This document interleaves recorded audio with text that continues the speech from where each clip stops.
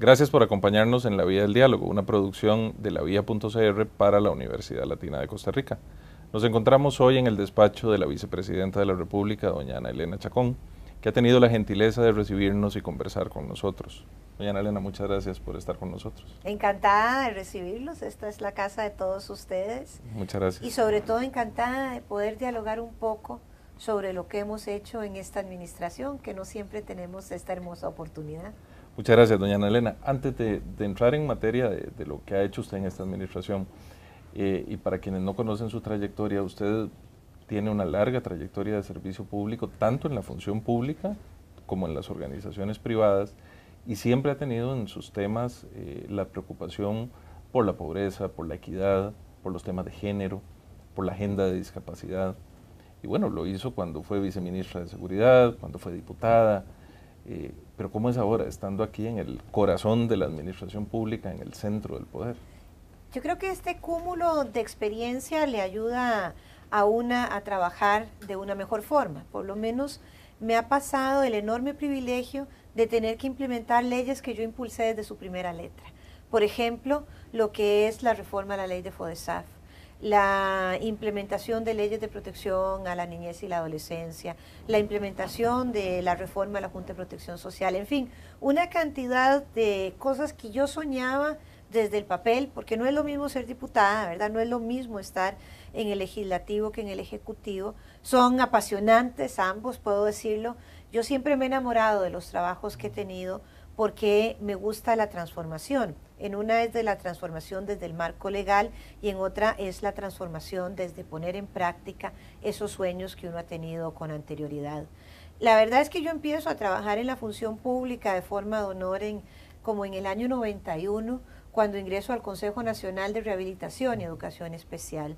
En aquellos años, pues el Consejo no era el ente rector en materia de discapacidad, era un ente adscrito al Ministerio de Salud y había que hacer un cambio paradigmático muy grande de aquella visión de caridad hacia las personas con discapacidad que nos habían inculcado en Teletón, en donde entre más discapacidad tuviera había que darle más dinero para que esa persona saliera adelante en lugar de basarlo todo en los derechos que como seres humanos tenemos intrínsecos, y luchar por muchos años en esa institución desde su junta directiva y luego 5 años consecutivos desde su presidencia en transformar una visión y un paradigma de la lástima a los derechos humanos, porque en aquellos años no teníamos normativa en educación, no teníamos ley 7600, en fin, poner sobre el tapete un tema que me movía muchísimo como madre, y a madre de una persona muy pequeña en aquellos años, ya hoy es una adulta, y empecé esa lucha por los derechos humanos. Lo que pasa es que cuando usted abraza los derechos humanos, los abraza a todos. No abraza lo de los chiquitos, no abraza los derechos humanos exclusivamente de los rubiecitos o de los negritos, los abraza de los seres humanos. Y eso significa entender la dignidad que debemos de luchar porque cada uno de esos tengan.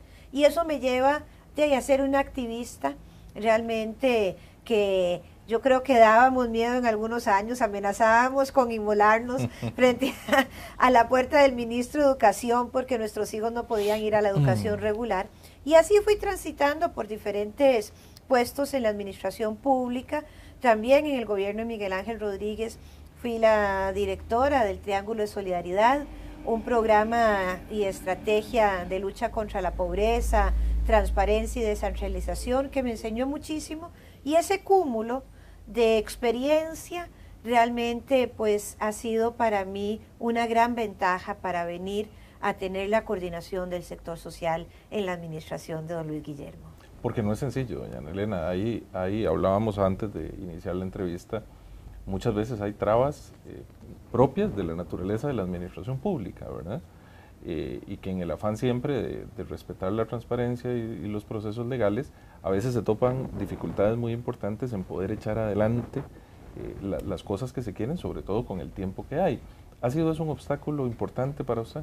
Yo encontré un país que tenía islas en la administración pública, es decir, el INAMU hacía lo que le correspondía, el IMAS, el INA, por llamar a algunas instituciones del sector, y lo que traté de hacer desde el principio es mirarnos todos como entes articuladores, porque la pobreza es multicausal, y mirar cuáles son las causas que llevan a las personas a estar en condición de pobreza y cómo las podemos abordar desde los niveles de expertise que tenemos en todas las instituciones. Y es por eso que realmente hoy siento una sinergia hermosa desde el Consejo Presidencial Social, porque además a mí me parece que ejercer el liderazgo se debe ejercer de una forma en donde uno enamore a los demás de lo mismo que yo estoy enamorada. Es decir, no es golpeando la mesa, no es llevando exigencias, no es pegando gritos o diciendo yo soy su jefa. Es mostrando cuál es el tejido social que nosotros queremos reconstruir. Es enseñando cuál es la Costa Rica que nosotros queremos tener un colchón histórico así para seguir recostándonos en nuestros triunfos y conquistas sociales. Es realmente enamorándonos todos de esa construcción. Y esa ha sido parte un poco de mi trabajo y creo que en general he tenido el privilegio de conocer o de trabajar con personas que ya conocía que son absolutamente extraordinarias. Pero claro, no he estado exenta de tener personas que no quieren que esto ocurra, de otros que quieren seguir atendiendo, por ejemplo, la pobreza desde un escritorio y no desde las casas de las personas en condición de pobreza, o que realmente quisieran que en este país siguieran habiendo la misma cantidad de personas en condición de pobreza con tal de no darle un rédito a esta administración, porque han de saber que los odios y los celos en la política son más grandes que en el amor. Sí, ¿verdad? Sí, es muy complicado. Es muy complicado. Doña Ana Elena, en algún momento se especuló la posibilidad de que usted se pudiera sumar a la lucha electoral con miras al 2018. Y recuerdo que en las declaraciones que usted dio, decía que usted quería quedarse al lado del presidente, terminar esta administración y consolidar precisamente los proyectos sociales y particularmente lo que tiene que ver con combate a la pobreza. ¿Por qué es tan importante para esta administración ese proyecto y para usted en lo personal? Bueno, para mí siempre ha sido un tema de ética. Si usted realmente quiere hacer buena política pública, tiene que poner la mirada en aquellas personas que no comen 3 platos de comida al día en un país como Costa Rica, que debería ser inaceptable. Cuando tenemos un fondo de asignaciones familiares que destinamos el 2% del PIB a la atención de programas sociales, cuando tenemos un 8% del PIB que va para educación, cuando tenemos un 7% del impuesto de las ventas que va para el Patronato Nacional de la Infancia, es decir, tenemos una institucionalidad hermosísima gracias a quienes nos han antecedido en la buena política social del país. Pero para mí el tema era cómo pasar de hacer un programa asistencialista a un programa de movilidad social, en donde la articulación, las sinergias y el tratamiento digno para las personas que se encuentran en esta condición fuera una prioridad. Sí, yo sé que siempre se habló de la posibilidad de que yo pudiera salir a una candidatura presidencial. Eso nunca pasó por mi deseo. Simple y sencillamente la gente especulaba sobre eso. Primero que todo, a mí me llama Luis Guillermo Solís a que lo acompañe en su fórmula presidencial y yo le dije que sí, y yo no le dije que sí por 3 años o por 2 o por lo que fuera, sino que hasta que él lo decidiera. Y para mí la palabra del presidente es fundamental. Yo le dije que lo acompañaba y yo le soy leal al presidente hasta el último día de mi vida porque nunca me ha dado una razón para no serla. Y si él no ha tomado otra decisión en este momento de que yo lo deje de acompañar en este proceso, pues yo no lo voy a dejar de acompañar. Además, yo siempre he pensado una cosa, yo no puedo usar mis puestos como trampolines, estar brincando y ver qué veo más allá y luego lo hago.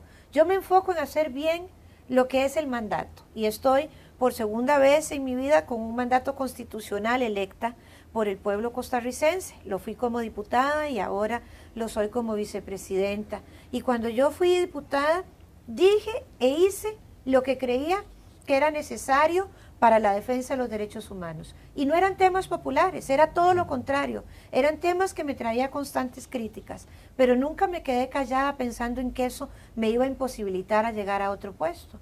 Cerré mi periodo como política y 4 años después vuelvo a la política realmente acompañando a un gran ser humano como es el presidente Solís Rivera y aquí me tendrá hasta que él lo desee. Doña Ana Elena, en materia de combate a la pobreza, de toda esta estrategia que el gobierno ha planteado y que usted dirige, ¿cómo explicaría usted las razones que fundamentan el éxito, porque así lo han planteado muy claramente el gobierno, de esta iniciativa, de este programa y en qué consiste? ¿Qué hace diferente hoy de lo que se hacía antes? Bueno, la estrategia Puente al Desarrollo es un cambio paradigmático en la atención a la pobreza. No es un tema clientelar para empezar, ni es un tema de que entonces las personas llegan a las instituciones que tienen el mandato X o Y de apoyar en alguno de esos temas para ser beneficiarios de estas instituciones. Nosotros rompimos todos los esquemas y ahora tenemos una figura que se llama cogestor social. El cogestor social encuentra a las personas en condición de pobreza basados en los mapas que georreferencian las unidades estadísticas mínimas de cómo se encuentran las condiciones de vida de estas personas en 76 distritos que concentran más del 58% de la pobreza extrema en el país. Eso quiere decir que estamos llegando donde nunca la institucionalidad había llegado, que estamos llegando de una forma diferente. Y un solo cogestor social le hace a usted un plan familiar si fuera una persona, una familia, Puente al Desarrollo. Y miramos cuáles son esas necesidades básicas insatisfechas para tratar de satisfacerlas de forma inmediata, porque el hambre no espera. Eso es lo primero que atendemos. Pero esto no lo hacemos simple y sencillamente dando subsidios, porque a punta de subsidios nadie sale de pobreza. Es generando movilidad social. De estas familias que hemos atendido hasta el momento, que son alrededor de 28,000 familias, tendremos 27,300 nuevas más cuando termine la administración, para alcanzar un total de 56,400 familias que estarán bajo la estrategia Puente al Desarrollo, quienes tendrán también un contrato firmado con el Estado costarricense diciendo que se comprometen a hacer varias cosas. ¿Qué es lo que les solicitamos? A las mujeres, que son el 80% de estas familias, están encabezadas por mujeres jefas de hogar sin compañero, y hay un 20% que está encabezado de hombres cabezas de hogar con compañera. Eso hace que veamos un poco el tema de las inequidades y cómo la pobreza tiene un rostro de mujer. A ellas les ofrecemos un curso de formación humana, es decir, estamos mirándolas como de nuevo las empoderamos para salir de ciclos de violencia, para que entendamos que somos capaces de insertarnos en el mercado laboral formal y además poder tener una autopercepción de ellas mismas de una forma diferente. El 100% de sus hijos, si son menores de edad, deben de ir a la escuela o al colegio, y si no lo hacen, no pueden ser parte de Puente al Desarrollo. Tratamos de tener estrategias de retención estudiantil, les damos las becas de Avancemos, les damos las becas de FONAVE. También buscamos cómo hacer aseguramiento por el Estado. Estas personas han estado en la informalidad y hemos pasado de 90 días que tenía que esperar antes el común denominador de las personas para ser beneficiarios del seguro por el Estado o de una pensión del régimen no contributivo, a que en algunas ocasiones las resolvemos en 8 días, pero el promedio está en 15 días de resolución. Es decir, usamos los mismos recursos, los mismos programas, pero los articulamos y los atendemos de una forma mucho más humanizada. Esto hace que hoy el país haya bajado la pobreza, pero no la bajó porque tiene un subsidio y la medimos por ingreso, y entonces ya tiene más de $1.25 al día o de $3.50 al día, dependiendo si es pobreza extrema, 1.25, y si no es pobreza extrema, pero pobreza, $3.50, sino que miramos con el IPM, que es el índice de pobreza multidimensional, cuáles son estas causas de la pobreza, que son 19 indicadores que nos dicen: soy pobre por mis pocos años de escolaridad. Entonces hay que trabajar. Soy pobre por la carencia de una vivienda digna, hay que trabajar eso, o porque no tengo acceso al agua potable, o porque no estoy en el mercado formal. Y no estoy, ¿por qué? Por razones de cuidado. Y ahí el 99% de quienes nos responden que no tienen trabajo son mujeres. Entonces, no hay que ser muy brillante para entender que un sistema nacional de cuidado para los niños, las niñas, las personas adultas mayores y las personas con discapacidad es la base del desarrollo para todas estas mujeres, para que puedan de nuevo estar en la formalidad. En fin, es una estrategia hermosa, es una estrategia que demuestra resultados, es una estrategia transversal en derechos humanos y también con un enfoque género. Doña Ana Elena, si usted tuviera aún, no siempre es sencillo, porque evaluar algo que uno está haciendo y que está en desarrollo. Sí, claro. Pero si le preguntáramos qué cosas cree usted que hay oportunidad de mejora, aún siendo joven la experiencia, con miras a que pueda consolidarse en el corto y en el mediano plazo? Sí, bueno, lo primero que hay que decir es que todo mejoraría mucho más si tuviéramos más recursos. Si realmente pudiéramos tener la responsabilidad dentro de nuestros diputados y diputadas, a quienes con mucho respeto lo digo y también respetuosa de la división de poderes, comprendiéramos que este país tiene que superar una discusión de más de 25 años de tener recursos frescos para inversión en infraestructura, recursos frescos para inversión en materia social. Lo segundo es poder realmente continuar enseñando a las instituciones a trabajar con las personas en condición de pobreza extrema. Me di cuenta que muchas no lo sabían hacer, aunque venían trabajando con personas en situación de vulnerabilidad.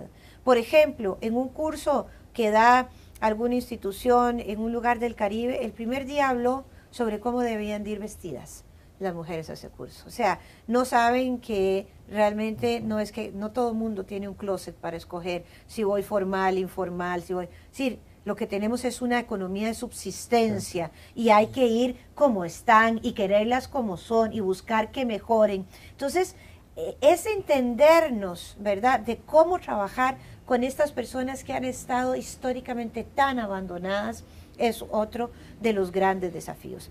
El siguiente también es comprender que la pobreza no es una cosa exclusiva del IMAS. El Instituto Mixto de Ayuda Social, y hoy en esta administración que tiene también un rango de ministerio, que es el Ministerio de Desarrollo Humano e Inclusión Social, que voy a hacer el paréntesis, no es el Ministerio de Bienestar y Familia como lo era anteriormente, porque esto tiene un paradigma muy diferente. El tema de bienestar, que es absolutamente de patriarcal, de subsistencia y también, por supuesto, de nada más dar subsidios, a hablar de desarrollo humano. Ese es nuestro enfoque, es el desarrollo humano. Y no todo lo puede hacer el IMAS. Tiene que haber muchas otras instituciones que también trabajen y por eso hemos dicho que puentes somos todos.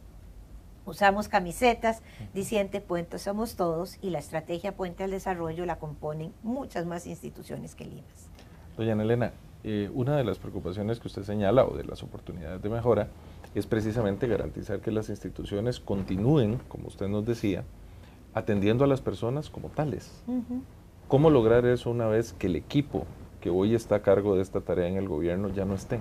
¿Cómo garantizar sostenibilidad de esa estrategia? Claro, una de las cosas más importantes es que las familias que hemos trabajado bajo esta estrategia, que llegarán a ser en número de personas unas 220,000 personas, ya saben cómo es el trato digno.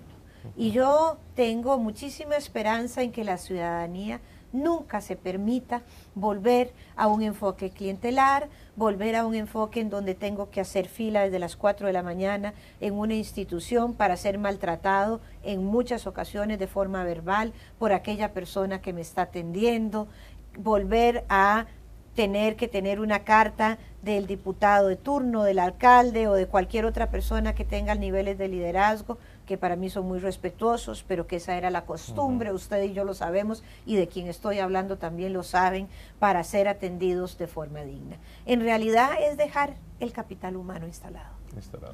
Doña Ana Elena, en la perspectiva de que en alrededor de 10 meses ya usted estará por dejar este despacho y volverá a la vida civil con horario normal y vida de familia probablemente que ahora no tiene, ¿cómo mira o cómo se mira usted en ese contexto la posibilidad de seguir con estas ideas que tanto le apasionan y que, como nos decía al inicio, la han enamorado una vez más?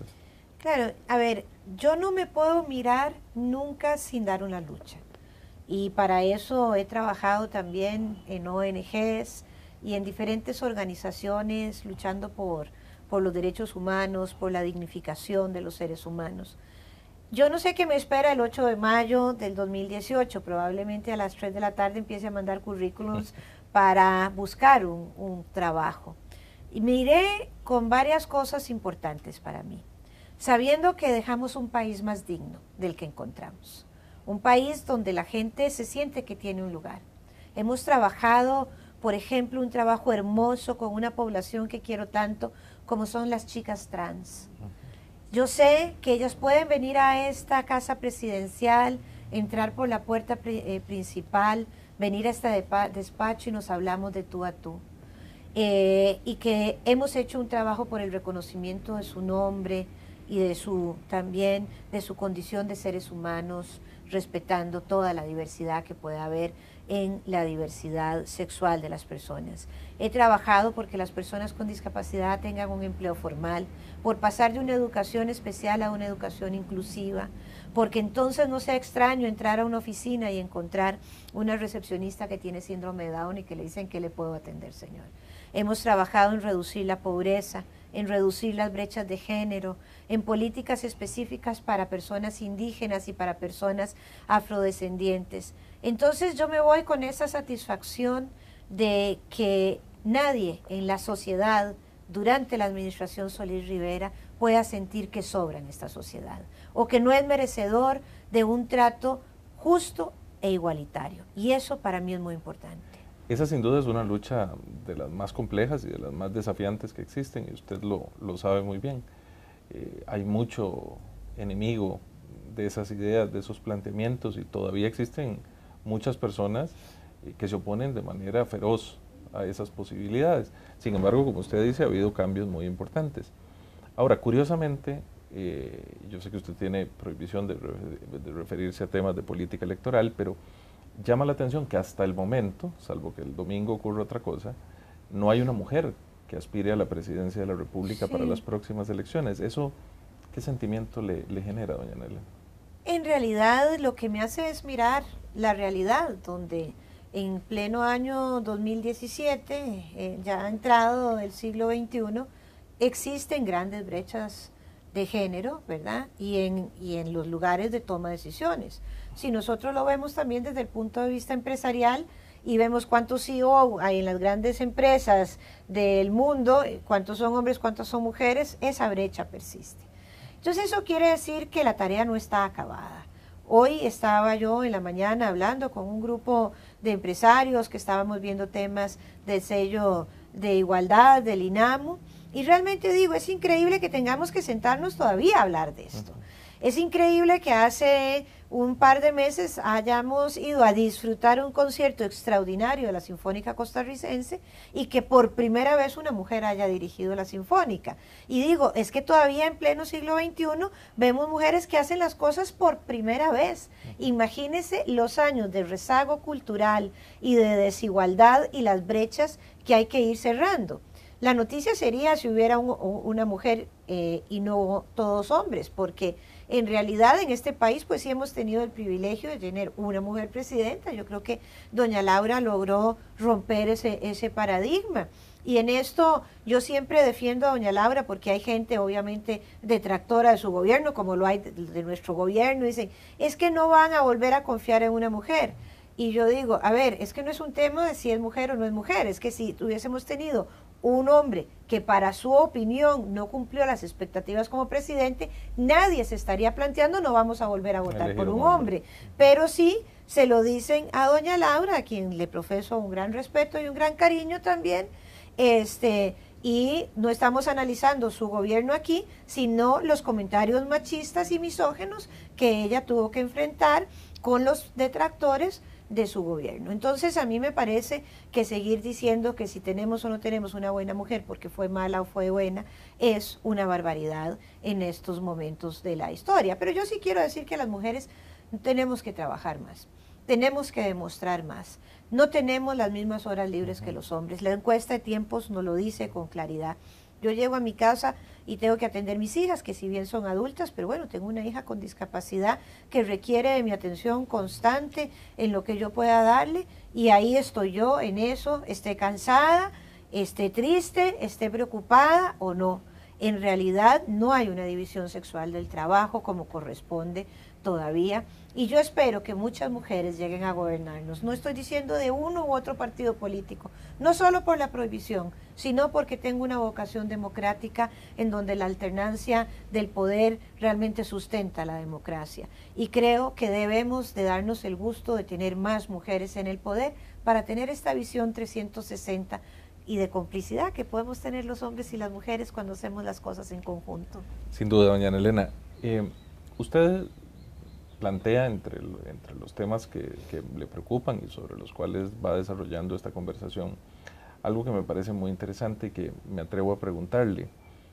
A 3 años y un poco más de ejercer la vicepresidencia, con la experiencia pública que usted tiene, ¿conserva usted algunos rencores, algunas tristezas, algunos sinsabores de esto que acaba de mencionar, de lo que podría ser el juzgamiento severo, equivocado o parcial de los esfuerzos de la presente administración? No, es que sinceramente, ve, a mí las cosas malas se me olvidan rapidísimo, para empezar. Eso es muy bueno. Y tengo tanto que hacer como para cargar con rencores. Yo trato todos los días de limpiarme el alma. Yo quisiera decir que hemos sido un gobierno que le ha costado tener una buena prensa, ¿verdad? En general, si yo solo leyera el periódico y no viera las obras en realidad, pues pensaría que hay muchas cosas que no están pasando, que yo sé que sí están pasando. Pero yo tenerle rencor a un periodista, pues no, jamás, ni se me ocurre. Sí hay gente que no comprende los cambios de los tiempos, pero tampoco gasto mi energía en el tema del rencor. Yo gasto más mi energía en el tema de la batalla. En no darme por vencida nunca, en poder seguir levantando la voz. Y le agradezco a la vida que siempre me permita tener un espacio donde mi voz sea escuchada. Y sé que es un privilegio mío porque hay cientos de voces que nadie las escucha. Entonces cuando yo hablo, pienso en esas mujeres anónimas, en las que no tuvieron la oportunidad que tuve yo de nacer en la casa que nací, de las oportunidades, de estudiar, de aprender, de conocer gente maravillosa en la vida, y la que no es tan maravillosa simplemente la sacamos de la vida y seguimos con la maravillosa. Trato de ver esta vida con mucho optimismo, pero sobre todo que nunca nos deje que un resentimiento realmente no nos permita continuar avanzando. Además, entre más difícil se pone alguna lucha, más me dan ganas de emprenderla, porque si yo creyera en algún momento que esta lucha va a dañar a otro ser humano, pararía de inmediato. Pero en verdad yo quisiera irme de este mundo sin haber dañado a un solo ser humano. Y las luchas por los derechos humanos y la lucha por la reivindicación de esta dignidad que hablaba yo hace rato, no es una lucha que se pueda aplacar porque me resentí con alguien. Simple y sencillamente hay que seguir, porque lo merecen también las voces que sí fueron acalladas. Hay que acordarse que las mujeres votamos y que muchas mujeres hicieron huelga de hambre y se amarraron a los portones en los parlamentos del mundo entero, y en Costa Rica no fue la excepción desde el primer manifiesto feminista que escribió Ángela Acuña Brown para que las mujeres vayamos a votar. Entonces, cuando yo voy a ejercer mi derecho al voto, que no me costó nada porque yo nací y esto ya estaba dado, tengo que recordar a esta gente, tengo que agradecerle a estas mujeres que tuvieron la gallardía de ser irreverentes con el sistema y, por supuesto, de atreverse a decir que la justicia se construye cuando todos tenemos un lugar dentro de la sociedad. Doña Ana Elena, ¿cuál cree usted que son o algunos de los desafíos más importantes que esperan al próximo gobierno, con independencia de quién resulte electo? Bueno, me parece que el desafío principal es el desafío de las finanzas públicas. Realmente nosotros todos los días hacemos inminentes esfuerzos. No solo hemos hecho recortes importantísimos que han hecho que nosotros redoblemos el trabajo porque hemos carecido de personal donde más se necesitaba, porque no teníamos recursos para el pago, pero realmente este país ya no es sostenible con la tasa impositiva que tiene. Eso no es mi rango de acción, eso lo ha trabajado el señor presidente con el señor vicepresidente, pero yo lo vivo y lo sufro desde el sector social, donde yo quisiera hacer mayores inversiones de cobertura y de oportunidades para las personas y carecemos de esos recursos. Y si me voy al tema de infraestructura también, ese es un gran desafío. Pero también tiene el desafío de mejorarnos como gobierno. Nosotros hemos sido un gobierno honesto. Ya no cabe que venga aquí alguien a gobernar desde la corrupción o la deshonestidad.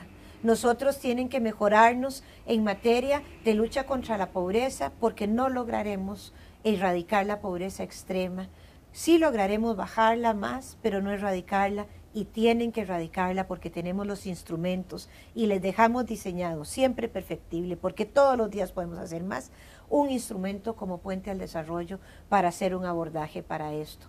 Tenemos el desafío de erradicar la violencia en todos sus sentidos, pero muy especialmente hacia las mujeres, los niños y las niñas.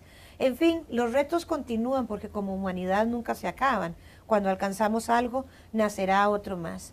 Pero hay flagelos que es éticamente un imperativo tener que atacarlos con fuerza del día 1. Y uno de ellos sigue siendo el embarazo adolescente, el embarazo de niñas, y para eso también hay que tener gallardía y hablar sobre educación para la sexualidad, y hablar sobre desigualdades, y hablar también sobre la violencia hegemónica que se viene ejerciendo hacia las mujeres y especialmente hacia las mujeres más jóvenes.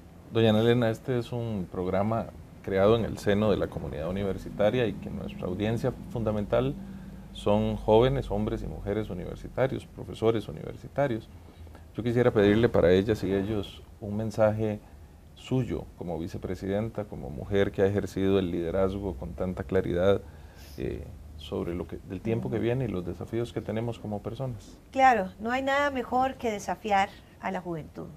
Y el desafío que yo siempre le digo es que ya no se vale tener hombres y mujeres jóvenes que tengan una mirada indiferente hacia la injusticia, que se apunten al racismo, a la homofobia, a la xenofobia, que realmente hagan núcleos donde piensen que se pertenece a unas castas o a unas élites. No, son hombres y mujeres privilegiadas porque están teniendo acceso a los conocimientos y ese conocimiento solo adquiere validez cuando la transmitimos para hacer de este país un mejor lugar.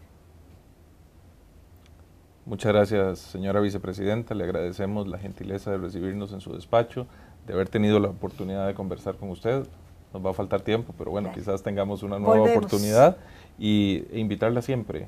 Cuando vayan a enviar currículums, cuente con la universidad para tenerla entre nuestro cuerpo docente, ojalá pronto. Gracias. Y bueno, a ustedes que nos han acompañado en esta entrevista con la señora vicepresidenta doña Ana Elena Chacón, muchas gracias y los esperamos la próxima. Además soy exalumna. Además eso es cierto, sí. La señora vicepresidenta es exalumna y razón de más para recibirla con especial afecto. Gracias.